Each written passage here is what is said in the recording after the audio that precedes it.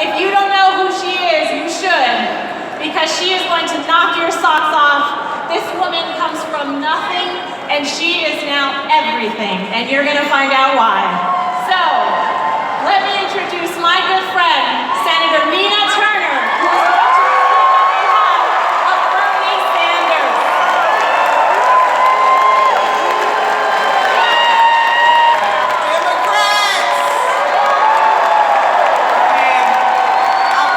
God bless Representative Flores, to the chairwoman and all of the distinguished electeds and committed Democrats on this stage. Now, Burnsters, I gotta say this to you. Now, I'm talking to you right now. Now, we gotta do everything decently and in order. Now, I do understand, Burnsters, I do understand that you are disappointed. I get it. But the best way to fight our disappointment, is to make sure that we stay here and make sure that Senator Bernie Sanders wins today. That is the best way to fight our disappointment. Now, if Senator Sanders was here today, and I'm telling you this because I've traveled with the senator, you guys know that I am a diehard supporter of his, he would be saying the same thing, that he wants us all to remain calm but remain committed. Remain calm but remain committed. So now I came all the way from Ohio to say to you, Nevada, that this is really about heart-soul agreement. And that Senator Bernie Sanders has that heart-soul agreement.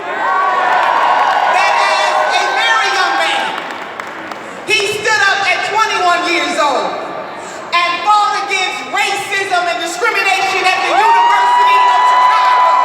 He has heart-soul agreement. That he has been progressive before progressive was cool. Yep. Standing up for our gay and lesbian and transgender brothers and sisters. Standing up for our Native American sisters and brothers. Yep. And in the 1980s, some of you may have heard or you may remember that when Reverend Jesse Jackson was running to become the Democratic nominee, that Senator Bernie Sanders was one of very few white elected officials that stood up for Reverend Jesse Jackson and the Rainbow Coalition.